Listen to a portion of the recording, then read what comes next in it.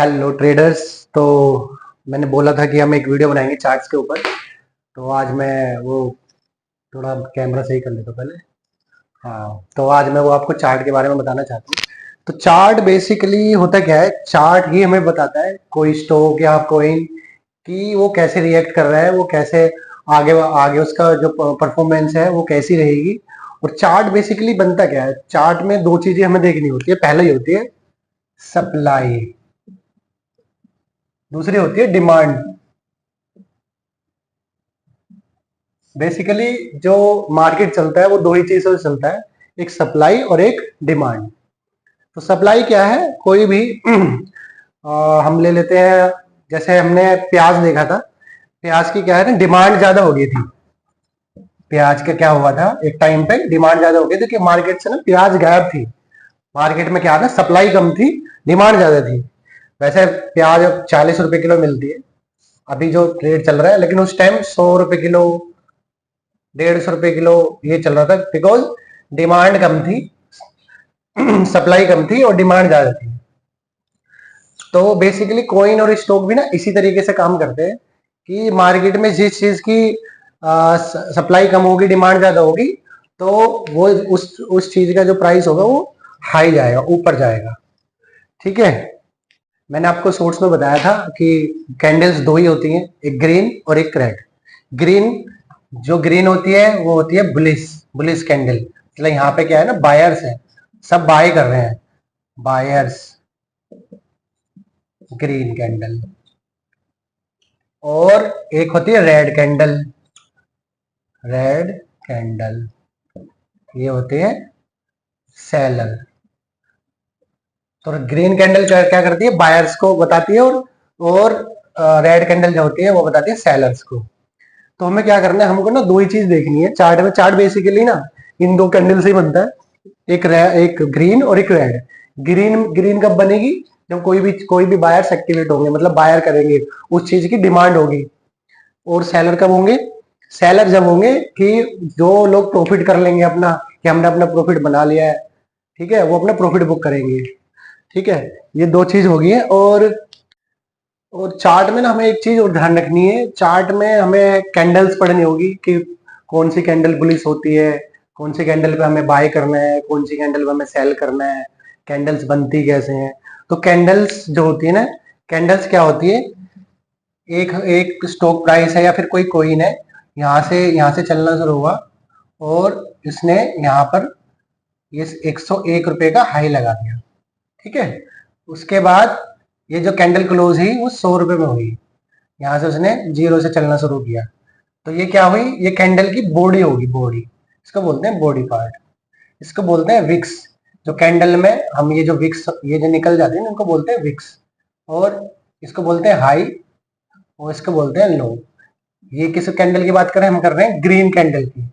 Green candle में ये green candle है, ग्रीन। ठीक है, ये ग्रीन कैंडल जो होती है मैं इसकी बात कर रहा हूँ। तो इसमें क्या है, ये यहाँ से ओपन हुआ, ये ओपन प्राइस, ये इसका हायर प्राइस और ये क्लोज प्राइस। तो हम ये किसी भी टाइम फ्रेम कि हमने 1 मिनट में देखा, 1 मिनट में क्या हुआ, कैंडल के बायर्स यहाँ से शुरू हुए और यहाँ तक हाई लगाया, लेकिन जो 1 मिनट जब पूरा हो गया तो उसने उसने जो कैंडल क्लोज करी वो यहाँ पे की है। ठीक है, अब हम बात करेंगे रेड कैंडल की। रेड कैंडल में इसका अपोजिट होता है।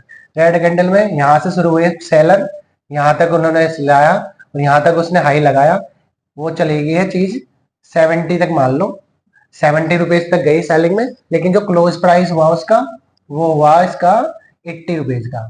तो मतलब जो रेड कैंडल होगी उसका ओपन यहाँ होगा और क्लोज होगा यहाँ पर।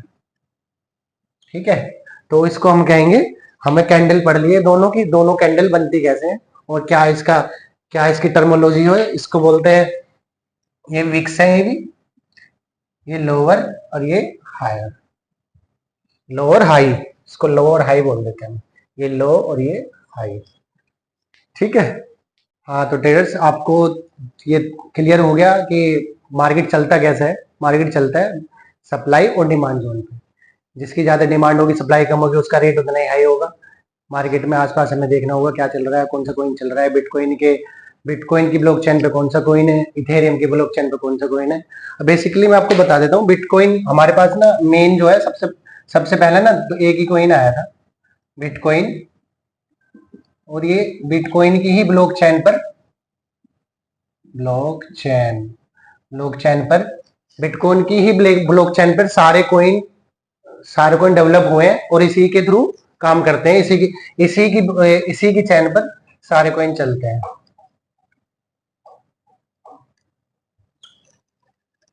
ठीक है, इसी की ब्लॉकचेन पर सारे कॉइन अप और डाउन होते हैं।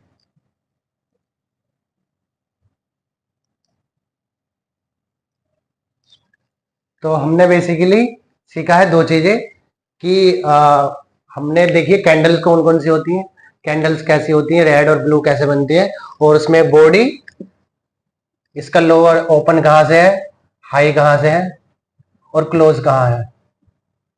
ऐसे ही हमने रेड कैंडल देखी है, जहां से ओपन हुई है कहाँ इसका क्लोज है और कहाँ इसका हाई है। ठीक है, मैं आपको ना इसी वीडियो में एक टॉपिक और कवर कर दूंगा, वो बहुत जरूरी है। वो जरूरी इसलिए है ना, सारा जो आपको आपको खुद चार्ट जो देखना रीड करना सीखोगे ना, वो उसी से सीखोगे। वो बेसिकली क्या है, मैं सोच रहा था उसको अलग वीडियो बनाऊं, लेकिन छोटा है कॉन्सेप्ट, आपके समझ में आ जाएगा। सब पढ़े लिखे हैं, सब समझदार है, सब तेज है, सब ऑनलाइन यूट्यूब देखते हैं सब। बेसिकली चार्ट जो है ना, हमारी कैंडल ऐसे बनती है, ऐसे बनती है, ऐसे बनती है, ऐसे बनती है, यहाँ जाती है, इसके बाद ये ऐसे चार्ट चलता रहता है हमारा। बेसिकली ना चार्ट ऐसे वर्क करता है, ठीक है, ये ऐसे चलता रहता है। लेकिन ना इसमें हमें दो चीज जरूर देखनी है। दो चीज क्या देखनी है, हमने टाइम टाइम नहीं देखते कि फरवरी में, मार्च, अप्रैल, मई, जून, जुलाई, कि कोई भी कोइन या कोई भी स्टॉक कैसे परफॉर्म कर रहा है मंथ में। तो हमें ना बेसिकली एक चीज याद रखनी है कि सपोर्ट क्या है उसका, सपोर्ट एंड रेजिस्टेंस। अब आप बोलेंगे ये क्या होता है भाई, सपोर्ट रेजिस्टेंस। सपोर्ट तो सुना है कि कोई किसी का झगड़ा हो जाए तो भैया तेरी सपोर्ट में मैं हूँ, अभी बुला लेता हूँ अपने सपोर्ट के बंदे, भी रुक अभी, बंदे लोग घुस गए हैं, सुना है ना, बंदे लोग घुस गए हैं, सामान लेके आ जा। तो वो सपोर्ट नहीं है। सपोर्ट यहाँ पे क्या है कि मार्केट में कोई भी स्टॉक लिस्ट हुआ या फिर कोइन लिस्ट हुआ, तो उसने कहां से शुरू किया चलना, तो उसने ना एक हाई बनाया अपना मार्च में, ये 105 रुपए का ही मान सकते हैं। लेकिन वो 105 के बाद क्या करा, 105 के ऊपर जा नहीं पा रहा है वो। 105 के बाद उसने क्या ना एक ब्रेक जोन ले लिया अपना। ब्रेक जोन बोलते हैं रेजिस्टेंस को बोलते हैं ब्रेक जोन, कि ये ऊपर जा नहीं पा रहा है, तो ये इसका एक रेजिस्टेंस बन गया है।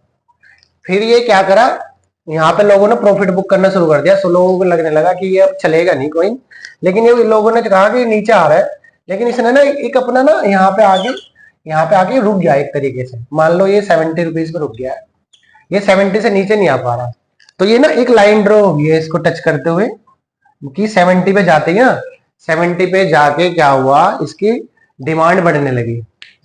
ठीक है, डिमांड बढ़ने लगी, ठीक है, सप्लाई कम होगी, कि यहाँ के बाद लोग बेच नहीं रहे, तो उसके बाद क्या होगा, ये सपोर्ट लाइन बोलते हैं इसको, सपोर्ट।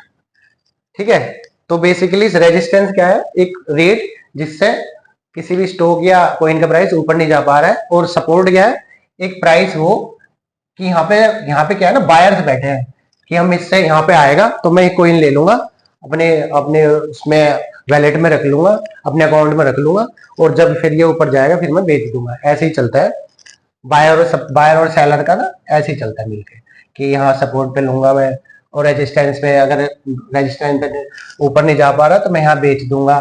तो ये चार्ट ना ऐसे चलता है। अब ये सपोर्ट और रेजिस्टेंस ना ड्रॉ कैसे करने हैं, इसके लिए मैं एक वीडियो अलग से बनानी पड़ेगी, वो थोड़ा टॉपिक, उसको आपको वही चीज आनी चाहिए। सपोर्ट और रेजिस्टेंस आप सीख लोगे तो समझ लेना बहुत कुछ सीख जाओगे, और आपको बहुत ईजी हो जाएगा ट्रेडिंग बहुत इजी हो जाएगा। तो वो मैं आपको, और एक ना सभी लोग ना ट्रेडिंग व्यू जरूर डाउनलोड कर लें। ट्रेडिंग व्यू में क्या है, बेसिकली ना चार्ट चार्ट देखने होते हैं, हर चीज का चार्ट मिलता है वहां पे, कोइन का ले लो, स्टॉक का ले लो, तो वहां पे ना हर चीज की कैंडल होती है, कैसे फॉर्म हो रही है वो सब आपको शो करेगा। ठीक है, ओके ओके गाइस।